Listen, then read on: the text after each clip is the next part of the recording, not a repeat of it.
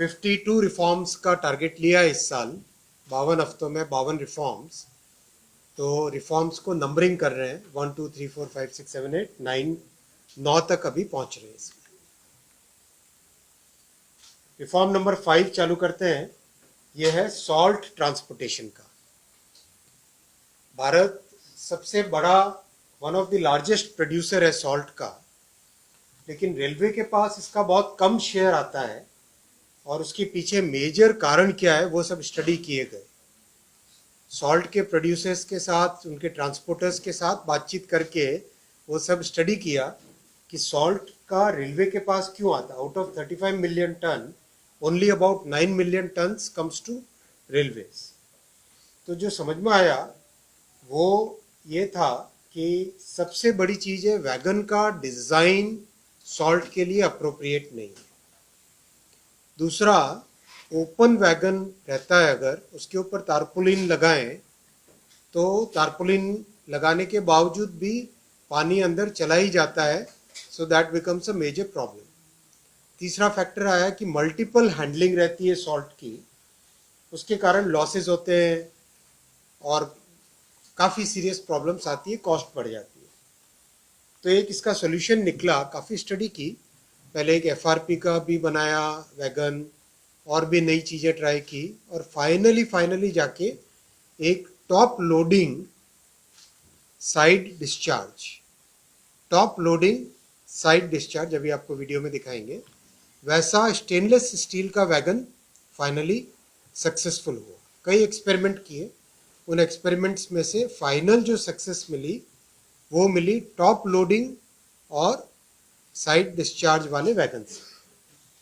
ये कंटेनर, और ये कंटेनर है, यानी जहाँ पर सॉल्ट का प्रोडक्शन होता है वहाँ पे कंटेनर रखा जा सकता है, दैट कैन बी लोडेड। और जब ट्रेन की, कंटेनर की जब ट्रेन आए तब उसको सॉल्ट के प्रोडक्शन सेंटर से उठा के ट्रेन के ऊपर लोड कर दिया। वैसे ही जहाँ पे अनलोडिंग हो वहाँ पर ट्रेन से कंटेनर को उतारा और जहाँ पर उसका यूज़ होगा, चाहे वो गोडाउन हो, वेयर हाउस हो, वहाँ पे उसको रख लिया और जब ज़रूरत पड़ी तब उसको अनलोड कर दिया। इतनी फ्लेक्सिबिलिटी आ जाती है इससे कि अभी इंडस्ट्री ने इसको बहुत अच्छा अप्रिशिएट किया है। तो ये सोल्यूशन इसका नया आया। Salt is an essential commodity for both human consumption and industrial use. Out of the total salt production, around 9 million tons are transported by Indian railways. At present, the transportation of salt involves multiple handling stages. It is mainly carried in open wagons with tarpaulin lining and cover, which can be inefficient. Containerized transportation of salt is the most efficient solution. It can facilitate seamless multimodal movement. ये जो container है, इस container को अगर आप देखोगे, पहली बात तो स्टेनलेस स्टील का बना है तो करोजन नहीं होता है। सेकेंड, इसकी लोडिंग टॉप से, ये जो टॉप वाले फ्लैप बनाए ना, डोर्स बनाए, ये इनोवेशन है इसमें बड़ा। टॉप लोडिंग है और साइड डिस्चार्ज आएगा, ये साइड में डिस्चार्ज आएगा, अभी आगे आप देखिए।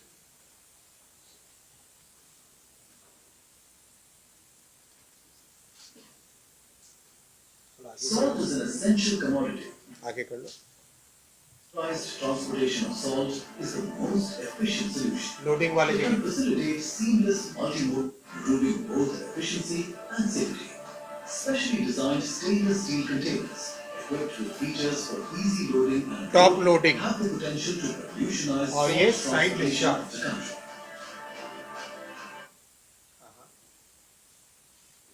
वापस करो, उस जगह पे रोको, आप ही करो। Salt is an essential commodity. Potential to revolutionize salt यहाँ पे रोको, transportation पॉज of the करो, country. पॉज करो। ये जो साइड डिस्चार्ज है, ये ट्रक के अंदर हाइड्रोलिक से इसको लिया और साइड में डिस्चार्ज कर। तो this becomes very easy for salt commodity, salt के प्रोड्यूसर्स, यूजर्स, उन लोगों के लिए कितना बड़ा ये चेंज आया है। So they are very happy with this change. उनका एक सिग्निफिकेंट, आगे लो।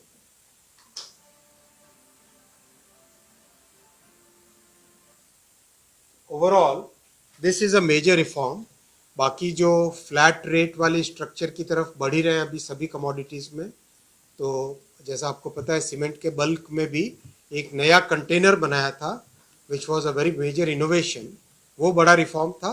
साथ ही साथ उसके जो रेट का स्ट्रक्चर है, स्लैब्स का स्ट्रक्चर है, उसको चेंज करके एक फ्लैट रेट लेके आए। वैसा ही इसमें भी एक फ्लैट रेट लेके आए। रिफॉर्म नंबर 6 है ऑटोमोबाइल ट्रांसपोर्टेशन का। ऑटोमोबाइल ट्रांसपोर्टेशन में आप जानते हैं कि बहुत सारे एफर्ट्स हुए अभी हाल ही में। एनएमजी जो पैसेंजर का जो कोच होता था उसको कन्वर्ट किया गया एनएमजी वैगन में, और नए काफ़ी प्रयास हुए। उन प्रयासों के बाद में जब इंडस्ट्री से और फीडबैक लिया कि अभी भी इतने सब एफर्ट लगाने के बाद में भी केवल 25% पे क्यों है, तो इंडस्ट्री ने बहुत इम्पोर्टेंट एक फीडबैक दिया कि जो वैगन का डिज़ाइन है, जो ऑटोमोबाइल कैरियर का वैगन का डिज़ाइन है, उसमें मेजर इश्यू है। कैसे इश्यू है कि वैगन का डिज़ाइन या तो सिंगल स्टैक के लिए होता है या डबल स्टैक के लिए होता है। दूसरा, बहुत सारे रूट्स ऐसे हैं जिसमें जो टनल का या ब्रिज का जो एसओडी कहते हैं, शेड्यूल ऑफ डायमेंशंस कहते हैं, शेड्यूल ऑफ डायमेंशन को वो इन्फ्रिंज करता है, यानी उस ब्रिज में उसको जाना अलाउ नहीं है या उस टनल के थ्रू जाना अलाउ नहीं है। तो उस केस में क्या करना चाहिए, तो उसमें रिफॉर्म किया कि वैगन के डिज़ाइन को स्टैंडर्डाइज करके और फ्रीडम दे दिया इंडस्ट्री को कि आप अपने हिसाब से, ये आपको सबको पता है कि आपके ओरिजिन कहाँ पर है। ओरिजिन हमारे मेजर ओरिजिन पॉइंट्स ही है, गुजरात में, महाराष्ट्र में, आंध्रा में, तमिलनाडु में और एनसीआर में, गुड़गांव में, फरीदाबाद में मिला के ये मेजर ओरिजिन पॉइंट्स हैं। अब यहाँ से आपको पता है कि आपके मेजर डेस्टिनेशंस कहाँ पर है, तो रूट को आप लो, सेलेक्ट करो और रूट के हिसाब से अपना वैगन का डिज़ाइन कर लो। ये फ्रीडम इंडस्ट्री को दे दिया। ये फ्रीडम देने से दो स्पेशलाइज्ड डिज़ाइंस आ गई, सिंगल स्टैक की और डबल स्टैक की। वो लेने से सिंगल स्टैक ये वाला डिज़ाइन हो गया और डबल स्टैक में इस तरह का डिज़ाइन, एक कार नीचे एक कार उसके ऊपर। तो ये डिज़ाइन हो जाने से इंडस्ट्री को एक बहुत ही अच्छा फ्लेक्सिबल मेथड मिल गया। और अभी जो इस स्कीम के आज लॉन्च होगी, उसके बाद में इंडस्ट्री में बहुत लोग अपना वैगन खुद बनाने के लिए तैयार हैं। बहुत सारे लोग इंडस्ट्री में ये जो दो स्टैंडर्ड डिज़ाइंस हैं, उन डिज़ाइंस को लेकर अपने वैगन्स खुद बनाने के लिए तैयार हैं। और इसमें भी एक फ्लैट रेट कर ली है, जिससे कि इंडस्ट्री का कैलकुलेशन करने का तरीका वगैरह सब बहुत इजी हो जाए। और एक मेजर प्रॉब्लम थी जब स्लैब था, स्लैब में क्या होता था, मान लो 600 किलोमीटर से 700 किलोमीटर की स्लैब है, तो जैसे ही 700 किलोमीटर होता था, 701 किलोमीटर पे अचानक रेट कम होती थी। यानी 609 किलोमीटर और 701 किलोमीटर, 2 किलोमीटर का डिफरेंस है, लेकिन उसके रेट में बहुत बड़ा डिफरेंस हो जाता है। आप इस पॉइंट को समझ पा रहे हो ना? तो ये जब डिफरेंस होता था तो उससे ये होता था कि हम आर्टिफिशियली फोर्स करते थे कि गोडाउन, वेयर हाउस, फैक्ट्री, उसका लोकेशन कहाँ पे होना चाहिए, वो आर्टिफिशियल हो जाता था। जब फ्लैट रेट आ गई, फॉर्मूले से रेट बन गई, तो लोकेशन जहाँ पे उसको एक्चुअल रिक्वायरमेंट है, वहाँ पे फैक्ट्री या गोडाउन या वेयर हाउस की लोकेशन वो करेगा इंडस्ट्री वाला पार्टिसिपेट। तो ये बहुत बड़ा एक चेंज है जो कि रेलवे में करीब 70-80 वर्षों से इस तरह का चेंज कभी नहीं था, या बल्कि शुरुआत से स्लैब सी थी। 100-150 वर्षों से रेलवे के इतिहास में इस तरह से ही सिस्टम थे, स्लैब सिस्टम। वहाँ से हम अब फ्लैट और कैलकुलेशन, लीनियर, टेपर और फ्लैट, इसमें आगे बढ़ रहे हैं, जिससे कि एक बहुत बड़ा मेजर चेंज ये रेलवे में आ रहा है। जैसे बल्क सीमेंट का जब रिफॉर्म किया तो तुरंत उसका इम्पैक्ट दिखने लगा। बल्क सीमेंट का जब रिफॉर्म किया हमने रिफॉर्म नवंबर या दिसंबर में किया, तो उसके तुरंत बाद में बल्क सीमेंट की लोडिंग बढ़ गई। वैसा ही एक्सपेक्टेशन है कि अब सॉल्ट और ऑटोमोबाइल में भी लोडिंग एकदम सीरियसली बढ़ेगी। सेवेंथ रिफॉर्म है improving the quality of construction. आप सब जानते हैं कि माननीय प्रधानमंत्री जी ने रेलवे को बहुत अच्छा बजट दिया है और करीब करीब 3 लाख करोड़ रुपए के प्रोजेक्ट सैंक्शन हुए हैं पिछले कुछ वर्षों में। बहुत सारे डबलिंग के प्रोजेक्ट्स हैं, बहुत सारे tripling, quadrupling, new lines, gauge conversion, बहुत सारे नए प्रोजेक्ट सैंक्शन हुए। तो प्रोजेक्ट सैंक्शन हुए, अब साथ ही साथ हमें क्वालिटी ऑफ कंस्ट्रक्शन पे ध्यान देने की जरूरत है। तो क्वालिटी ऑफ कंस्ट्रक्शन के लिए डिटेल स्टडी हुई है पिछले करीब करीब 1.5 वर्षों में। कॉन्ट्रैक्टर्स के साथ बातचीत हुई, जो एजेंसीज प्रोजेक्ट मैनेजमेंट करती है उनके साथ बातचीत हुई, जो फील्ड में हमारे ऑफिसर्स हैं उनसे फीडबैक लिया, बाकी सेक्टर्स में किस तरह का सिस्टम है वो भी स्टडी किया। दुनिया के और दूसरे देश जहाँ पर मेजर कंस्ट्रक्शंस हुए हाल ही के डेकेड्स में, उन्होंने क्या मेथड्स अडॉप्ट किए, फिडिक के जो डॉक्यूमेंट्स हैं उनको भी स्टडी किया, मेट्रो के बेस्ट प्रैक्टिसेस को भी स्टडी किया। इन सब को स्टडी करने के बाद में ये रिफॉर्म लेके आए, improving the quality of construction. उसमें 7 major changes have been made. सबसे बड़ा चेंज आया है, एलिजिबिलिटी क्राइटेरिया को चेंज किया है। एलिजिबिलिटी क्राइटेरिया में जो सिंगल वर्क थ्रेशोल्ड है, यानी एक काम आपका कम से कम उतने अमाउंट का होना चाहिए। मान लो 500 करोड़ का प्रोजेक्ट है, उसमें कौन बिड कर सकता है? छोटे छोटे 25-25 करोड़ के खूब सारे प्रोजेक्ट्स हो, या फिर एक सिंगल प्रोजेक्ट कम से कम इतना बड़ा हो। यहाँ पे हमारा फोकस है कि असेसमेंट करें कि बड़ा काम करने की या उस काम को करने की कैपेसिटी है या नहीं उस एजेंसी में। ये ध्यान अगर रखना है तो उसके लिए ज़रूरी है कि हम उसका कैपेसिटी को असेस करें।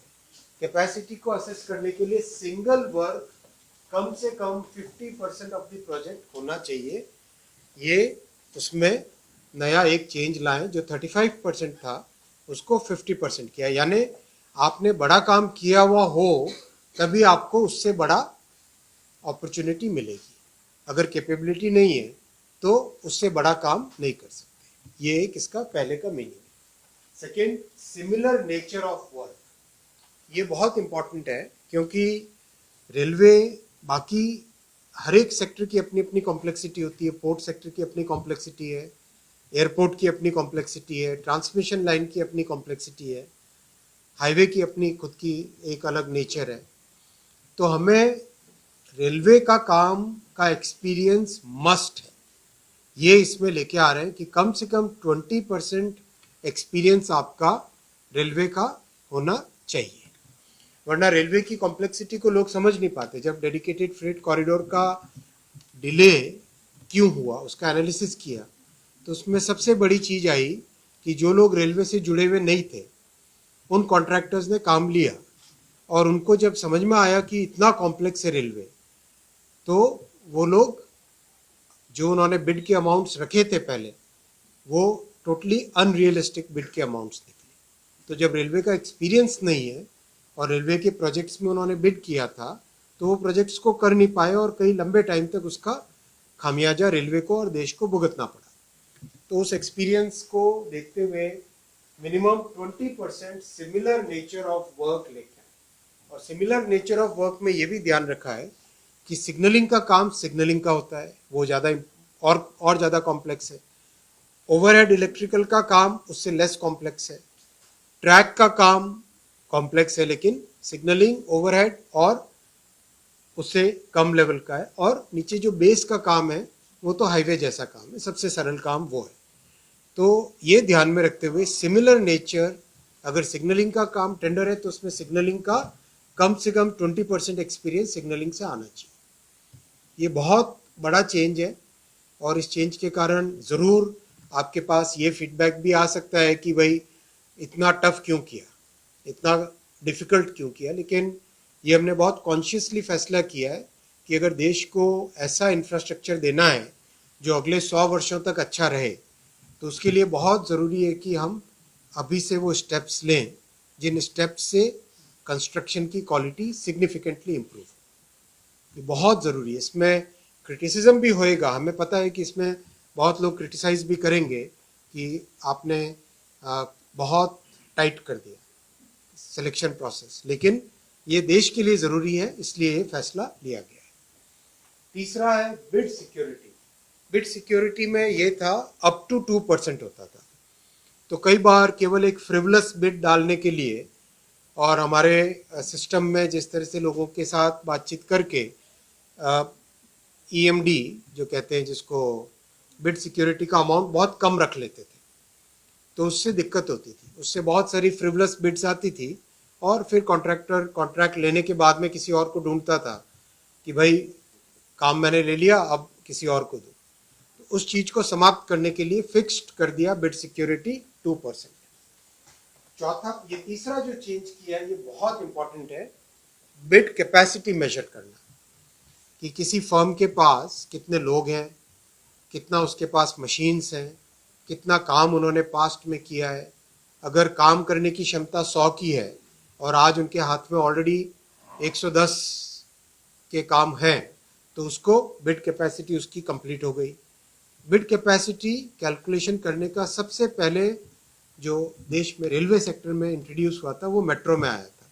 डॉक्टर श्रीधरन साहब ने ये कॉन्सेप्ट लाए थे और डॉक्टर श्रीधरन साहब के इस कॉन्सेप्ट के कारण मेट्रो में प्रोजेक्ट्स का डिफ़ॉल्ट होना प्रैक्टिकली अनहर्ड है।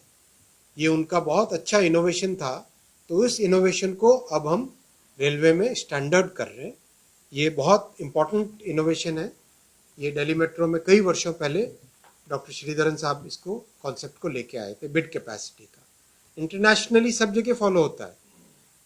ये रेलवे में कई दशकों के बाद, मतलब 60, 70, 80 साल के बाद में पहली बार ये बड़ा रिफॉर्म लाया गया है। बहुत बड़ा रिफॉर्म है ये, और 10 करोड़ से ऊपर हर प्रोजेक्ट की बिड कैपेसिटी मेजर होगी। 10 करोड़ से ऊपर का जो भी प्रोजेक्ट होगा उसमें बिड कैपेसिटी बहुत प्रॉपर तरीके से, इससे पहले भी नॉर्म था, लेकिन उस बिड कैपेसिटी को कैलकुलेट करना मैंडेटरी, जितना कॉम्प्लेक्स, जितना एक प्रॉपर तरीके से, साइंटिफिक तरीके से करना चाहिए, वो नहीं था। वो सारी चीजें अब लेके आ गए। एंटी कॉम्पिटिटिव, फ्रॉडुलेंट और ये जो इंटीग्रिटी से रिलेटेड मैटर्स है, उसके लिए प्यूनिटिव मेजर्स डाल दिए। पहले जस्ट एक अंडरटेकिंग देना होता था, अब अंडरटेकिंग की जगह प्यूनिटिव मेजर्स डाल दिए, ताकि अगर कल को कोई ट्राई करे कार्टलाइजेशन करने का, तो उसके अगेंस्ट प्रॉपर एक्शन लिया जा सके। पांचवा बड़ा चेंज है कि वर्क प्लान आपको मैंडेटरी देना होगा। कई बार केवल प्राइस दे देते थे और प्राइस देने के बाद में एजेंसी ढूंढती रहती थी, कॉन्ट्रैक्ट मिल गया, फिर एजेंसी ढूंढती रहती थी कैसे काम करेंगे, किस तरह से उसका, मतलब जो माइंड अप्लाई करना होता है प्रॉपर अच्छे प्रोजेक्ट को करने के लिए जो प्लानिंग चाहिए होती है, वो प्लानिंग अब हम टेंडर के साथ ही मांगेंगे। जब टेंडर सबमिट करेंगे तो फाइनेंशियल नंबर होता है, क्वालिफिकेशन का होता है, साथ ही साथ अब वर्क प्लान भी सबमिट करना पड़ेगा। तो उससे इवैल्यूएशन बहुत प्रॉपर होगा कि वाकई ये फर्म काम कर पाएगी कि नहीं कर पाएगी। डेफिनेटली इन सब चीज़ों का क्रिटिसिज्म होगा, ये श्योर है कि क्रिटिसिज्म होगा, क्योंकि लोग कहेंगे आपने बहुत इसको टाइट कर दिया, लेकिन ये ज़रूरी है, देश के लिए ज़रूरी है, रेलवे के लिए ज़रूरी है, सिटीजन्स के लिए ज़रूरी है। छठा बहुत बड़ा चेंज लाए हैं, 6th चेंज जो लाए, सब कॉन्ट्रैक्टिंग करना अलाउड था अप टू 70%, अप टू 70% सब कॉन्ट्रैक्टिंग दे सकते थे। उसको रिड्यूस करके 40% कर दिया है कि अब 60% खुद करना पड़ेगा और केवल 40% आप सब कॉन्ट्रैक्टिंग दे सकते हो। ये भी बहुत ज़रूरी है कि प्राइवेट सेक्टर में, इंडस्ट्री में, कहीं पर भी सब कॉन्ट्रैक्टिंग को इतना अलाउ नहीं करते, बहुत एकदम कंस्ट्रिक्ट करके रखते हैं। ज़्यादा से ज़्यादा अलाउ करे तो 20%, 30% अलाउ करते हैं। ये करने से बहुत जगह जो काम ले लेना और उसके बाद में दूसरे लोगों को ढूंढना काम करने के लिए, वो जो प्रवृत्ति एक बहुत बड़ी एक टेंडेंसी रहती है कि किसी न किसी तरह से काम ले लिया, उसके बाद में ढूंढते रहो लोगों को। जो लोग कंस्ट्रक्शन से जुड़े हैं वो लोग सब इस चीज़ को समझते हैं अच्छे से, तो वो टेंडेंसी खत्म हो जाएगी। यानी जो लेगा उसको जिम्मेदारी के साथ काम करना पड़ेगा। तो ये सब करने से बहुत सीरियस लोग ही बिड में पार्टिसिपेट करेंगे। और सेवेंथ बड़ा चेंज है कि जहाँ पर भी एक मतलब प्रेडेटरी काइंड ऑफ बिड आती है कि भाई एस्टिमेट बहुत केयरफुली बनाते हैं रेलवे के लोग, तो रेलवे के इंजीनियर्स उस एस्टिमेट को इतना केयरफुली बनाते हैं। और अब तो डीपीआर बहुत ही डिटेल्ड वे में बनती है, कैबिनेट में जाने से पहले डीपीआर बनती है, डिटेल्ड प्रोजेक्ट रिपोर्ट बनती है, और उसका proper estimation everything, geo technical, drone mapping, PM Gatishakti portal पे उसकी मैपिंग, इन सब चीज़ों को बहुत केयरफुली किया जाता है। तो जब इतना केयरफुल करने के बाद में जो एस्टिमेट आता है उसमें प्रेडेटरी प्राइस डालते हैं कई बार केवल टर्नओवर लेने के लिए कुछ कॉन्ट्रैक्टर्स। कई बार फर्म्स क्या करती है -20%, -30%, और उसके बाद में वो फिर कोई ना कोई लिटिगेशन करके उसमें से पैसा कमाना चाहती है। आर्बिट्रेशन और लिटिगेशन उनका पैसा कमाने का माध्यम बनता है कि काम तो कर नहीं पाए लेकिन आर्बिट्रेशन और लिटिगेशन से फिर उसमें पैसा लेंगे। तो उस टेंडेंसी को ख़त्म करने के लिए जो लोग भी लोअर एस्टिमेट से 5% से माइनस जाएंगे, उनको एक्स्ट्रा 5% परफॉर्मेंस गारंटी देनी पड़ेगी। जो लोग एस्टिमेट से -5% जाएंगे उनको एक्स्ट्रा 5% परफॉर्मेंस गारंटी देनी पड़ेगी। इसमें ये क्रिटिसिज्म आएगा कि हम एक्स्ट्रा अगर दे रहे हैं परफॉर्मेंस सिक्योरिटी तो हमारा डिस्क्लोज हो जाएगा कि हमने अग्रेसिव बिड किया। इस चीज़ को काउंटर करने के लिए परफॉर्मेंस सिक्योरिटी बिड के इवैल्यूएशन के बाद में दी जाएगी। बिड का जब इवैल्यूएशन हो गया उसके बाद में अगर वो L1 हुए और L1 अगर मान लो 5% से ज़्यादा नीचे है, मतलब -8% है, -10% है, तो उसमें एडिशनल परफॉर्मेंस सिक्योरिटी का प्रोविजन लेके आए। ये 7 बड़े चेंजेस किए हैं कंस्ट्रक्शन की क्वालिटी को इम्प्रूव करने के लिए। इसके अलावा एक और एक्सरसाइज और चल रही है क्वालिटी की मॉनिटरिंग की, और एक एक्सरसाइज चल रही है जो टेंडर डॉक्यूमेंट है रेलवे का। उस टेंडर डॉक्यूमेंट को 1950s के बाद में 2022 में चेंज किया था, और 2022 से लेके अब तक का जो एक्सपीरियंस है उस एक्सपीरियंस को लेके और क्या इम्प्रूवमेंट किया जा सकता है वो एक्सरसाइज भी इन पैरेलल चल रही है। वो दोनों रिफॉर्म्स और भविष्य में आएंगे, क्योंकि हमें एक ऐसा आज मॉडल खड़ा कर देना है जो देश के लिए अगले 25, 30, 40, 50 वर्षों तक जो चाहिए उस लेवल का इंफ्रास्ट्रक्चर बना के हम तैयार करें, ताकि नेक्स्ट जनरेशन को हम ऐसा इंफ्रा दे पाएँ जो कि बहुत रोबस्ट हो, क्वालिटी अच्छी हो, और जिसमें आगे भविष्य में क्लाइमेट से, डिज़ास्टर से और ओवरऑल जो आज का जो लोड बढ़ रहा है रेलवे पे, उन सब के लिए वो इंफ्रा तैयार रहे। ये ध्यान में रखते हुए ये रिफॉर्म्स लिए गए। अब मैं नेक्स्ट रिफॉर्म पे आता हूँ, रिफॉर्म नंबर 8। रिफॉर्म नंबर 8 है पैसेंजर्स से रिलेटेड।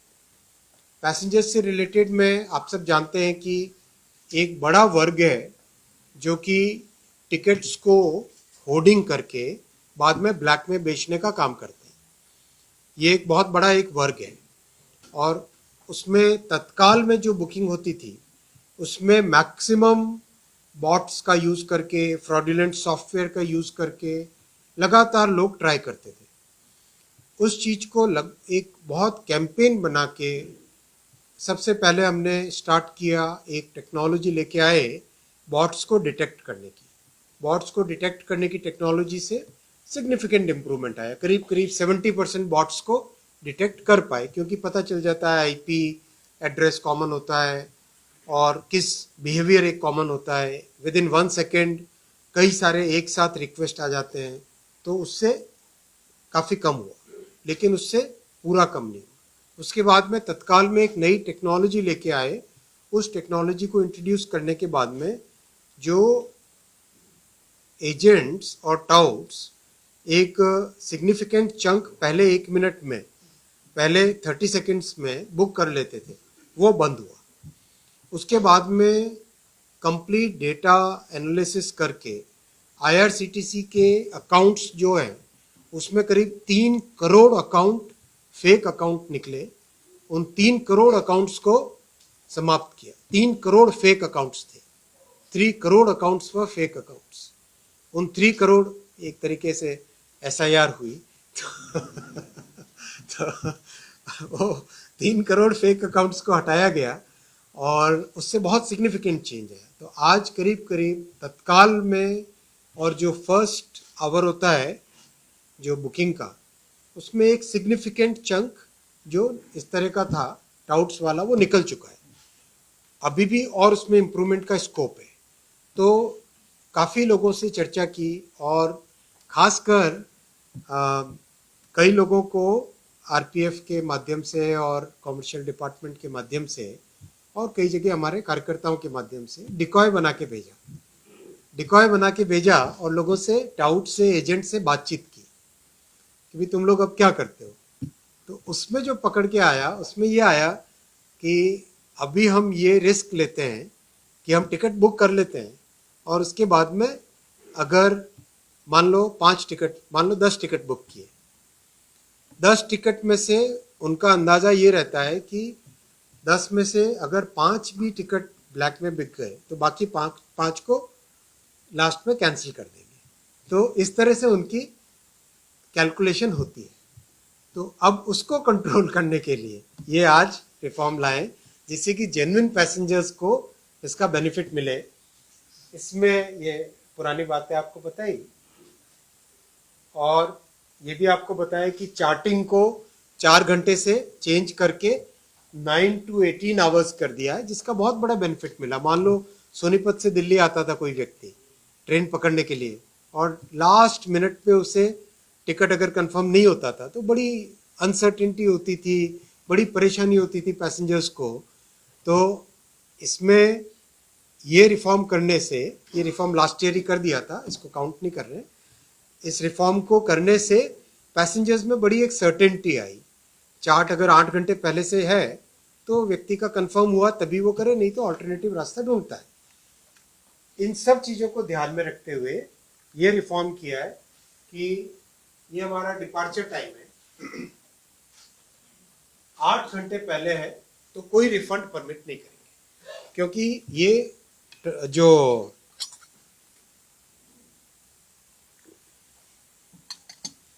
फील्ड में हमने बातचीत की लोगों से, जब एजेंट से और जो इस तरह के लोग होते हैं उनसे बिल्कुल एकदम बिना पैसेंजर की तरह जाके डिकॉय बन के बातचीत जब की आरपीएफ के और कमर्शियल डिपार्टमेंट के लोगों ने, तो उन्होंने बताया कि लोगों की मैक्सिमम ब्लैक वाला टिकट खरीदने की जो टेंडेंसी होती है वो होती है 24 आवर्स पहले।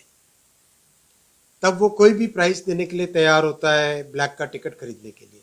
तो एजेंट्स का वो जो इंसेंटिव है लास्ट मिनट वाला, उसको समाप्त करने के लिए 8 घंटे से पहले नो रिफंड कर दिया। 8 घंटे से पहले अगर कैंसिल कराते हो तो 0 रिफंड। 24 घंटे से 8 घंटे पहले अगर कराते हो तो लेट कैंसिलेशन का उसमें 50% रिफंड करेंगे और 50% रिफंड नहीं करेंगे। और ये वाला जो सेक्शन है ये है मैक्सिमम एजेंट्स का, यहाँ पे काम खत्म हो जाता है। 72 to 24 आवर्स वाला जो पीरियड है इसमें कैंसिलेशन कराओ, पहले ये 0 होता था, 24 आवर्स से पहले 0 होता था, 48 आवर्स से पहले 0 होता था।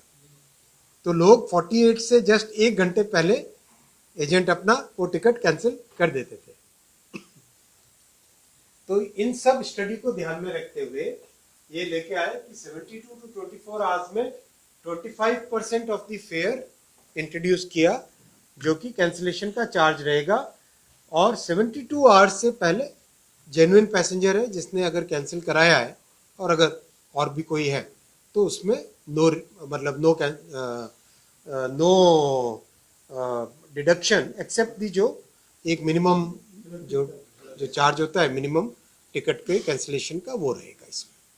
तो बहुत सिग्निफिकेंट चेंज आएगा ऐसा हमारा मानना है। वैसे भी अभी फीडबैक तो जैसे रेलवे मिनिस्टर के जो इमरजेंसी कोटा वाला सेक्शन होता है उस सेक्शन में करीब करीब 70% कम हो गए रिक्वेस्ट। तो जब से ये तत्काल और ये सब रिफॉर्म्स इंट्रोड्यूस किए हैं, पहले अगर डेली 400-500 रिक्वेस्ट आते थे, अब वो कम होके 150-200 के आसपास आ गए। मुझे लगता है ये रिफॉर्म और करेंगे तो उसके बाद में और भी जेन्युइन पैसेंजर्स को टिकट कंफर्म मिलेंगे, और कंफर्म मिलने से जो EQ वाला रिक्वेस्ट आता है वो और कम हो जाएगा। आपका क्या अनुभव है? मुझे भी पार्लियामेंट से आते हुए रास्ते में 2 जर्नलिस्ट मिले थे अपने साथी। वो कह रहे थे कि अब हमारे पास बहुत कम आता है कंफर्मेशन का रिक्वेस्ट। मैंने उनको ऐसे ही पूछा कि कंफर्मेशन का रिक्वेस्ट पहले जितना ही है या कम हुआ? उन्होंने कहा बहुत कम हो गया। आप लोगों का क्या रिक्वेस्ट है? आप लोगों का क्या अनुभव है? बढ़ा है? और मतलब कम हुआ है? और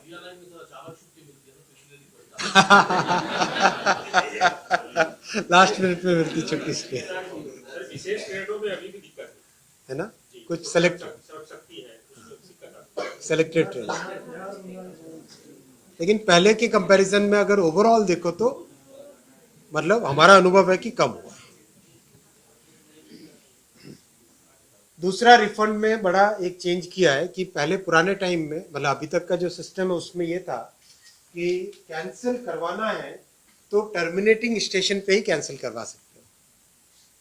तो ये बड़ी अपने आप में एक कंस्ट्रेंट हो जाता था। उसको रिमूव करके देश के किसी भी स्टेशन से काउंटर पे जाके जो ऑनलाइन है विच इज नाउ 80 कितना परसेंट है, 88% तो वैसे ऑनलाइन है, तो उसमें तो कोई दिक्कत ही नहीं है। और जो 12% काउंटर से निकलते हैं टिकट, उसमें अब किसी भी काउंटर से across the country any station any counter people can go and cancel the ticket. और जो TDR वाला ई टिकट्स के लिए TDR वाला रिक्वायरमेंट था जिसको टिकट डिपॉजिट रिसीट करना कहते थे, वो उसको कंप्लीटली एलिमिनेट कर दिया है। अब अपने आप ऑटोमेटिकली रिफंड हो जाएगा अगर ऑनलाइन बुकिंग की हुई है। उसमें कोई आपको करना नहीं पड़ेगा, जस्ट आपने इलेक्ट्रॉनिकली उसमें कह दिया कि कैंसिलेशन है तो वो कैंसिल हो गया और टाइम की स्टैम्प उसमें ऑटोमेटिकली डिजिटल हो ही जाती है, तो उसके हिसाब से इसका कंप्लीट हो जाएगा। और जो ये तो आपको ध्यान ही है कि 2023 में एक रिफॉर्म किया था कि जितने भी कैंसिलेशन होते हैं ऑनलाइन वाले में विद इन 24 आवर्स उसका रिफंड हो जाता है, जो कि पहले कई बार 5-5 दिन लगता था। ये 2023 में ही रिफॉर्म कर दिया था, जिसका बहुत अच्छा बेनिफिट है। हालांकि रेलवे को लॉस है उसका, लेकिन पैसेंजर्स को उसका बेनिफिट है। एक और रिफॉर्म इसमें किया है, एक ही उसी में काउंट कर रहे हैं कि ट्रैवल क्लास को अपग्रेड करना है। मान लो स्लीपर से 3AC में जाना है या 3AC से 2AC में जाना है, तो up to 30 minutes before departure तक कर सकते हैं। ये अपने आप में एक पहले कितने घंटे था, पहले चार्ट प्रिपेयर होने के बाद में अपग्रेड नहीं कर सकते थे, अब up to 30 minutes before the departure, हाँ ये दिखा ना, previously only before the charting कर सकते थे, अब 30 मिनट्स बिफोर डिपार्चर कर सकते हैं ट्रैवल अपग्रेड। रिफॉर्म नंबर 9 बहुत अच्छा रिफॉर्म है, चेंज ऑफ बोर्डिंग पॉइंट, इसको एकदम फ्री कर दिया। आप मान लो गाड़ी निकल गई वहाँ पे, लेकिन या गाड़ी निकलने वाली है, आप उस स्टेशन को अप्रोच कर रहे हो, तो you can now take the next station और वहाँ पे भी आराम से बोर्डिंग कर सकते हो। इसको एकदम बेसिकली डिजिटली कर सकते हो with in 30 minutes of the departure, ताकि वो टिकट को कैंसिलेशन मतलब पैसेंजर नॉट रिपोर्टेड उस कैटेगरी में ना आए। 30 मिनट्स बिफोर आप अपना बोर्डिंग स्टेशन आप चेंज कर सकते हो। अभी केवल चार्ट प्रिपेयर होने से पहले होता था, और खासकर जो बड़ी सिटीज़ हैं उसमें ये बहुत इंपॉर्टेंट होता है। मान लो न्यू दिल्ली स्टेशन से ट्रेन रवाना हो रही है, कोई पैसेंजर है जिसको गाज़ियाबाद से पकड़ना है, तो उसने अगर टिकट में नहीं लिखाया है तो वो आराम से 30 मिनट्स बिफोर तक अपने टिकट में डिजिटली मार्क कर देगा कि मैं गाज़ियाबाद से बोर्ड करूँगा तो उसकी सीट कंफर्म रहेगी, रिजर्व रहेगी और वो गाज़ियाबाद से बोर्ड कर सकता है। तो इस तरह की बहुत बड़ी फैसिलिटी है। अच्छे सुझाव आप ही लोगों में से, पैसेंजर्स से फीडबैक लेने से आए, तो ये सारे रिफॉर्म्स आज किए गए। ये बहुत सिंपल सा उसका डिपिक्शन है। स्टेशन ए की जगह स्टेशन बी से आगे वाले स्टेशन से बोर्डिंग कर सकते हैं। ये सारे थे रिफॉर्म्स। और आपका नेचुरली प्रश्न आएगा कि पहले जो 4 रिफॉर्म थे उसकी क्या प्रोग्रेस है, तो उसको पहले प्रेजेंटेशन में डाल दिया जिससे कि आपके प्रश्नों का जवाब पहले से आ जाए। बेटर ऑन बोर्ड सर्विसेज, विशेषकर जनरल क्लास के कोचेस का, अनरिजर्व्ड कोचेस का, उसकी क्लीनिंग भी हमने मिशन हाथ में लिया है। तो उस वाले रिफॉर्म को जो फरवरी में या जनवरी में अनवील किया था, फरवरी में किया था अनवील ना, हाँ, उसमें 86 ट्रेन्स आइडेंटिफाई कर लिए अक्रॉस दी जोनल रेलवेज। और जो सिलेक्शन का प्रोसेस है वो प्रोसेस फाइनल कर लिया है कि किस तरह से जो origin to destination complete journey के दौरान इसका क्लीनिंग का प्रोसेस चलेगा, वो प्रोसेस और सिलेक्शन का प्रोसेस दोनों फाइनल कर लिया है। और सुटेबल एजेंसीज को लगाने का काम जोनल रेलवेज ने चालू कर लिया है। बहुत जल्दी 86 ट्रेन्स में ये रिफॉर्म चालू होगा। उसका एक्सपीरियंस करीब 6 महीने तक देखेंगे और उसके बाद में बड़े स्केल पे उसको आगे लेके जाएंगे। रेल बेस्ड लॉजिस्टिक्स का जो गतिशक्ति कार्गो टर्मिनल पॉलिसी में चेंज करना था वो नोटिफिकेशन कर दिया है। और नए टर्मिनल्स का जो भी अभी एप्लीकेशंस आ रही हैं वो एज पर दी न्यू रिफॉर्म्स आ रही है। रेलटेक पॉलिसी लास्ट मंथ लॉन्च की थी, पिछले आपके साथ जो मिले थे तब। इसमें 123 प्रपोजल्स आए और जिसमें से 94 प्रपोजल्स को नेक्स्ट स्टेज पे लेके गए, बाकी रिजेक्ट हुए हैं। और अभी एक सिग्निफिकेंट मोमेंटम स्टार्टअप कम्युनिटी के थ्रू जो फीडबैक आ रहा है, they are very happy with this, क्योंकि ये जितने भी स्टार्टअप से रिलेटेड प्रोग्राम्स हैं उन सब प्रोग्राम्स में this is the most startup friendly programme, क्योंकि इसमें 4 साल तक एक सीरीज ऑर्डर, एक प्रॉपर एक मार्केट क्रिएट हो सके उनके प्रोडक्ट का, वो इसमें फैसिलिटी रेलटेक पॉलिसी में है। That's why startups are very enthusiastic about this. बहुत सारे नए सुझाव आ रहे हैं इसमें। ऑलरेडी 123 आ गए, 1 महीने से भी कम टाइम फ्रेम।